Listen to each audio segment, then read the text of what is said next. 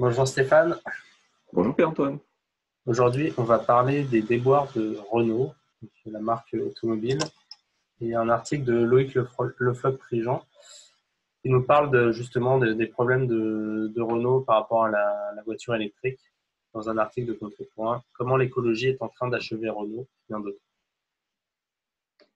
Donc voici Oui. comment on est en train de bousiller un pays en abandonnant des industriels visionnaires en décidant d'orientation technique et industrielle sans base solide. C'est un drame pour l'automobile. Parce que c'est vrai qu'on a vu qu'avec la pression de toute la politique sur l'écologie, de voitures électriques, Renault a passé pas mal d'efforts, placé pas mal d'efforts dans la voiture électrique. Et les derniers résultats de Renault montrent que ça a été un gouffre pour eux, financier, qui a fait chuter l'action. Bon, sans parler des affaires Carlos Ghosn et compagnie, mais rien que le fait de la voiture électrique a bien plombé Renault. Ouais.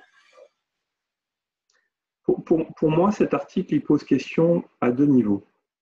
Le premier, c'est celui que tu viens d'évoquer. Effectivement, il y a tout un tas d'arguments.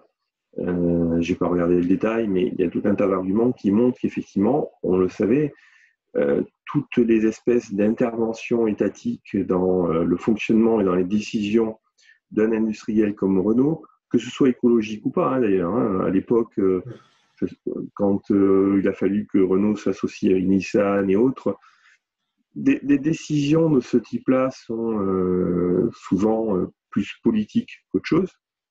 Donc, tout ce qui relève de l'interventionnisme, là l'article développe le côté écologique, voitures électriques, etc.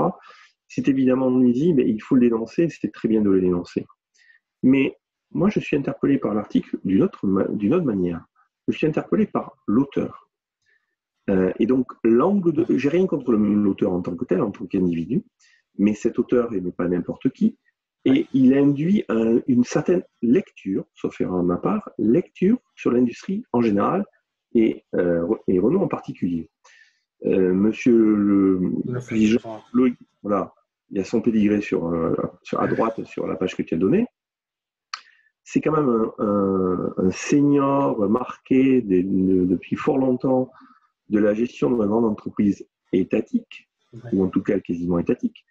Je serais extrêmement surpris qu'il soit réellement libéral, même si la lecture qu'il propose dans l'article va dans un sens qui est, on va dire positif.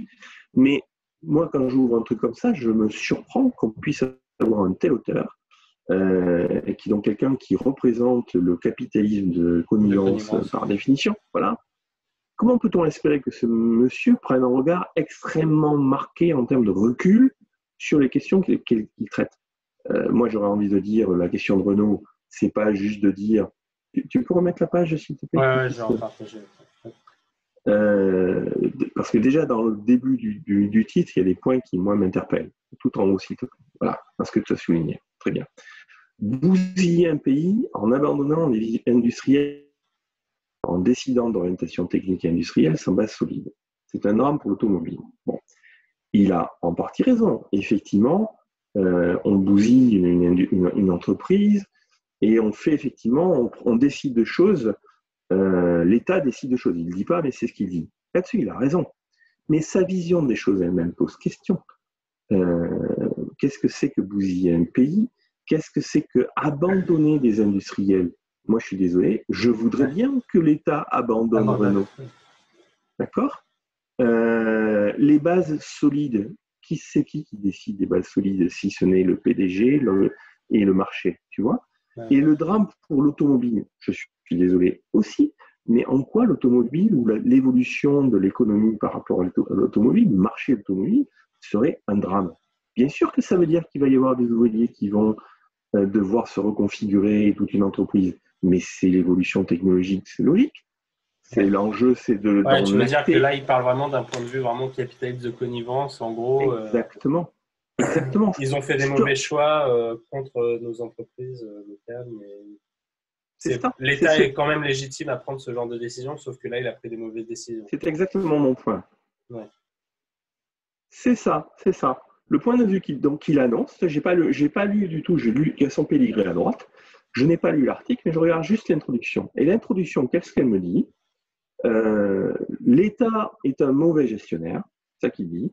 L'État a foutu le bordel, excuse-moi, chez Renault, et il a raison. Mais il ne remet pas en cause le fait que l'État n'ait rien à faire dans la gestion de Renault. Donc, monsieur le Fauque-Prigent, il est bien gentil, mais c'est normal. Il a passé sa vie à faire ça. Oui, c'est normal. Il vient de cette logique-là. Voilà, bon, on va passer le nombre de scandales par rapport auxquels il a été. Hein. Il a été impliqué dans l'affaire Elf, par exemple. Bon, peu importe, c'est pas le sujet.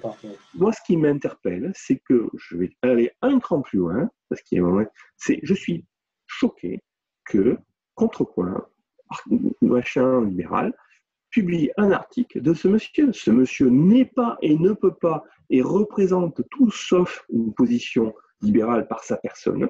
Peut-être qu'elle, voilà. Il avance une position qui est une position où, pour lui, l'interventionnisme peut avoir du sens, même s'il critique sur Renault.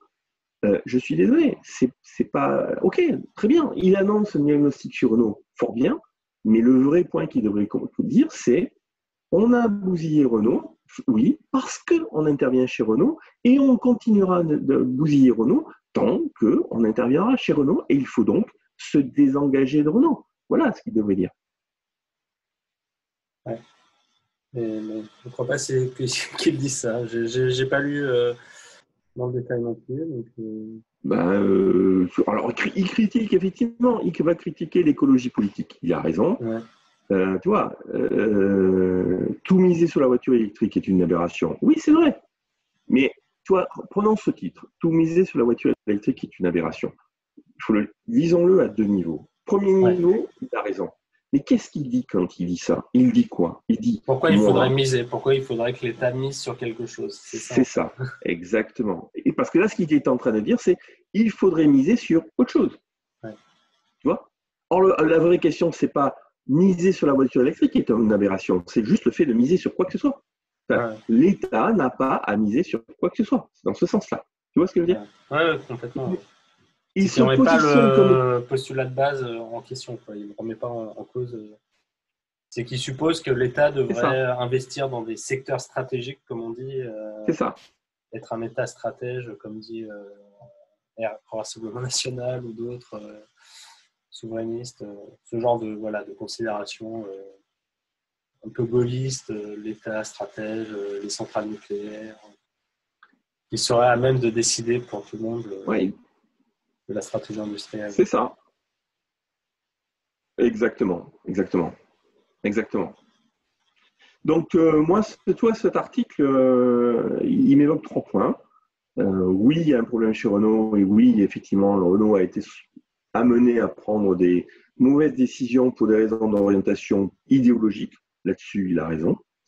Mais pour autant, il devrait dénoncer l'interventionnisme en général et proposer de se désengager. Deuxième point, et ça, il ne le fait pas, et c'est normal. Et troisième point, je suis désolé, Contrepoint, si vous m'entendez, arrêtez de publier des articles de gens comme ça. Vous vous décrédibilisez. Ok, espérons qu'ils entendent ton message. Merci, Stéphane. J'en doute, mais c'est pas grave. Je t'en prie.